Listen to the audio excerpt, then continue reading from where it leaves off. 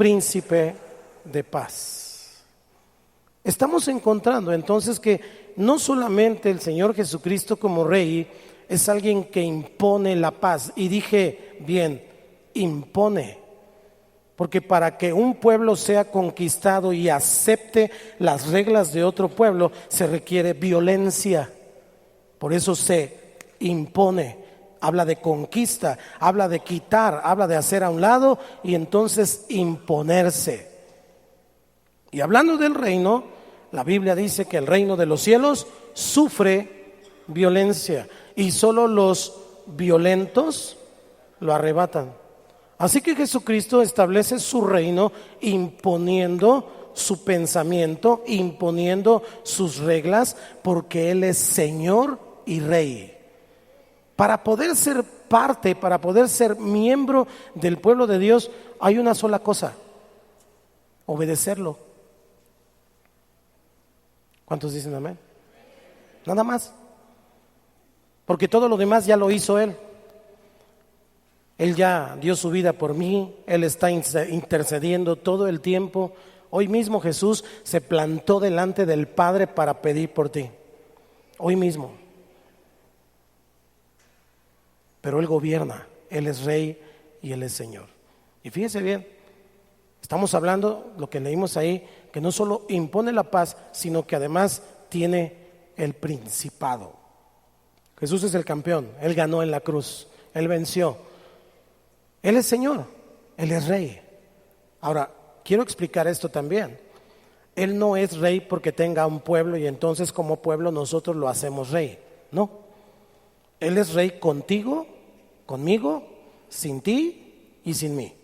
Él es Rey desde la eternidad y hasta la eternidad. Él es Rey. Rey de reyes y Señor de señores. Ahora fíjese bien porque estoy introduciendo esto. Para nosotros es muy claro ver en Él estos ministerios. Es muy claro ver en el Señor Jesucristo el sacerdocio. Es muy claro ver en el Señor Jesucristo la profecía. Es muy claro ver en Él este reinado en Él. Pero cuando hablamos de sacerdocio, incluso podemos entenderlo como iglesia.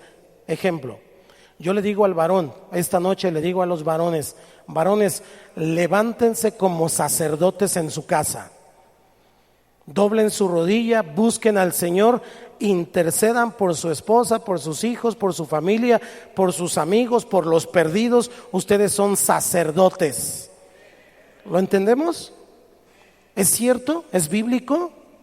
Se ejerce un sacerdocio. Cuando un hombre dobla su rodilla, el cielo se abre. Y esto te lo digo para que lo haga más seguido. En el cielo hay un silencio y el Padre dice: hey, esa piedrota ya dobló su rodilla, vamos a escucharlo.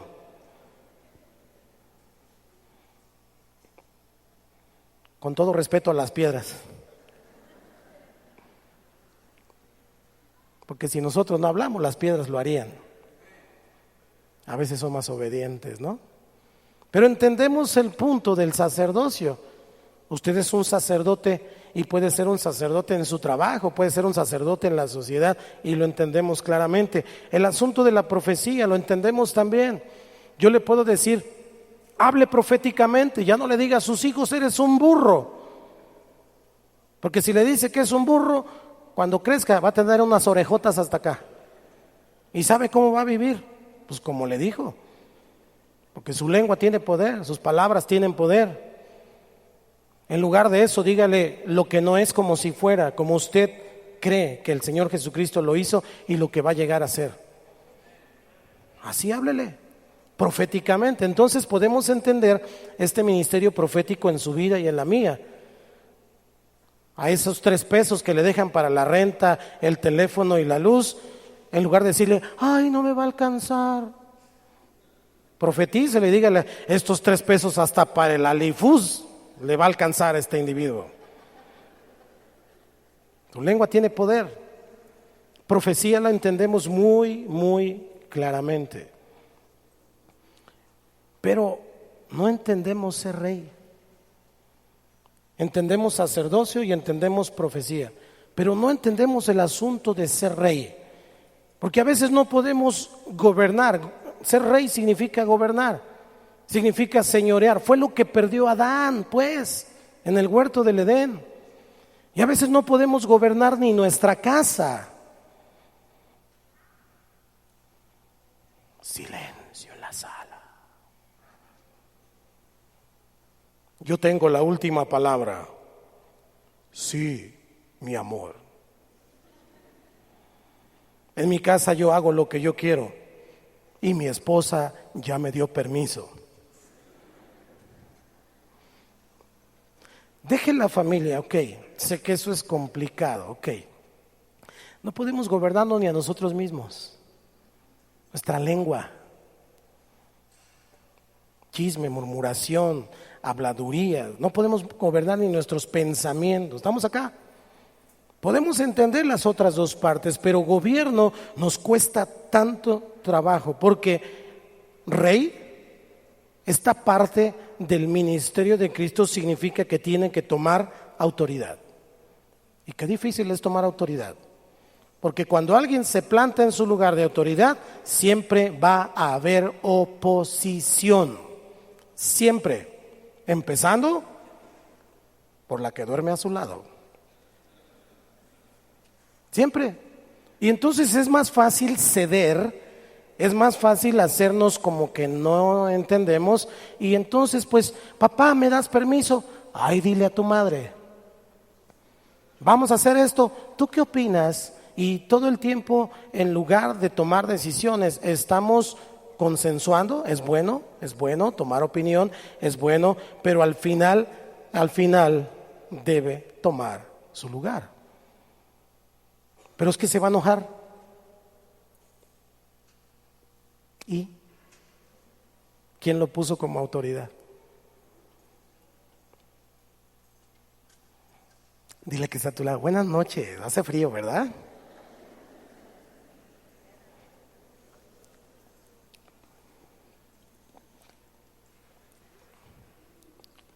¿Cómo lo vamos a ejercer?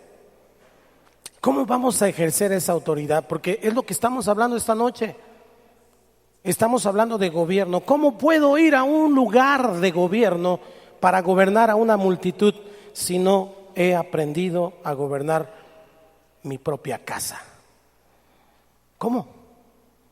Entonces tenemos que entender qué es autoridad. Primero, para entender autoridad, tengo que aprender obediencia.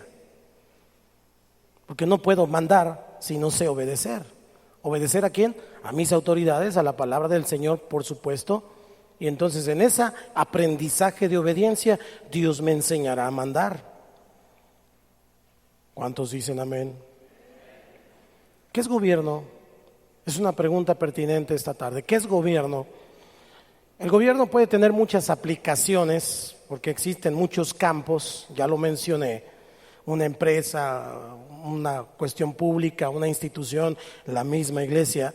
Pero nosotros vamos a considerar como gobierno, por razón del estudio de esta noche, vamos a considerar como gobierno todas las instituciones.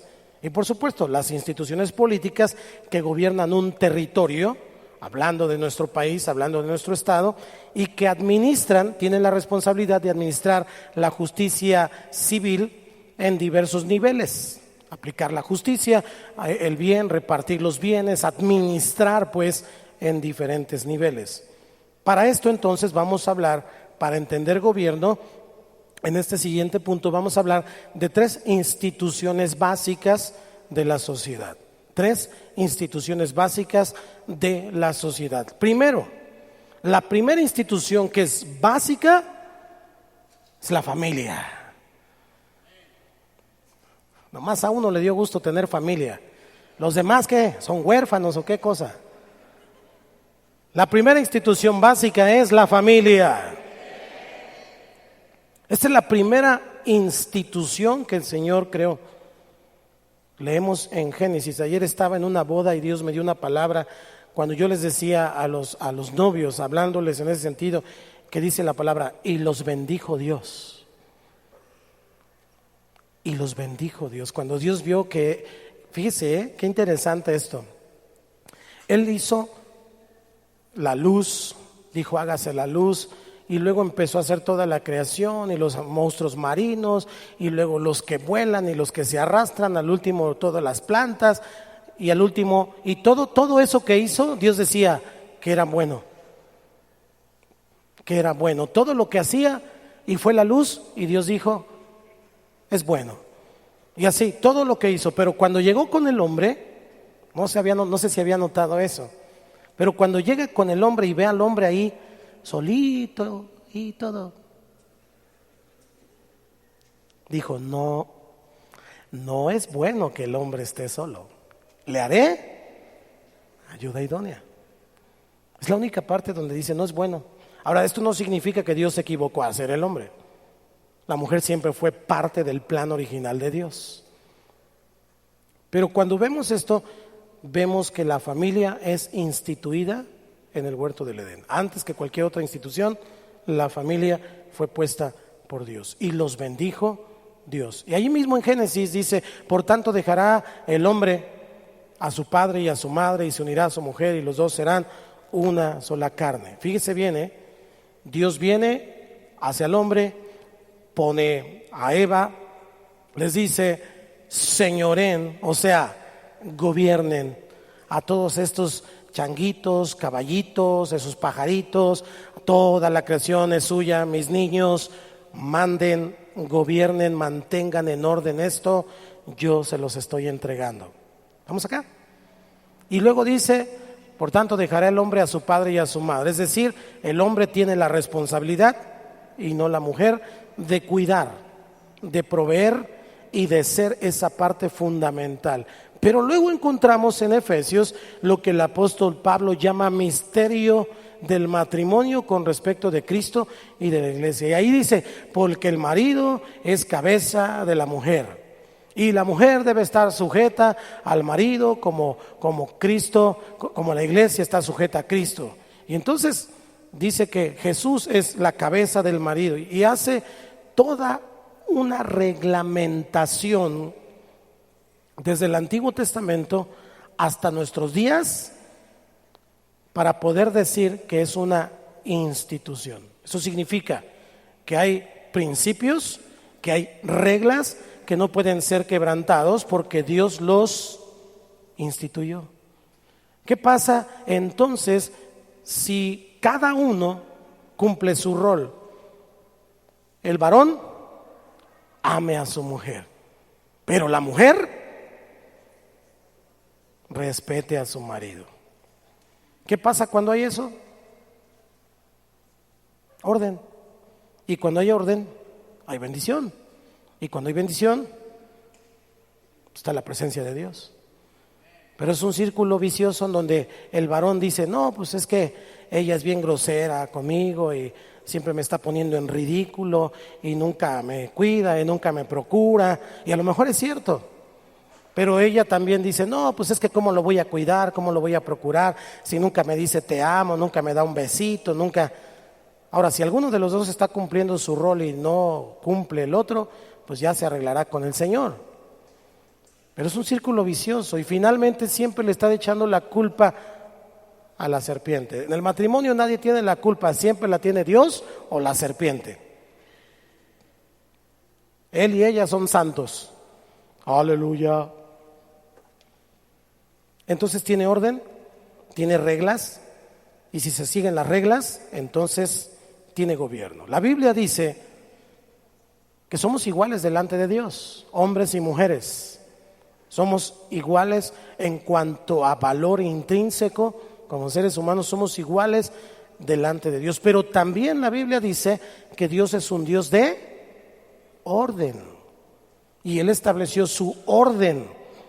Que el marido fuera la cabeza, que la mujer se sujetara al marido, Dios, el marido, la esposa, los hijos y todo lo demás. Cuando es al revés, cuando es la esposa, los hijos, el perro, el perico, el gato y el marido, ¿hay orden? ¿Hay bendición? Pues no. Se trata de orden. Estamos hablando de gobierno, no se me pierda, dile al que está a tu lado, estamos hablando de gobierno. Y en esta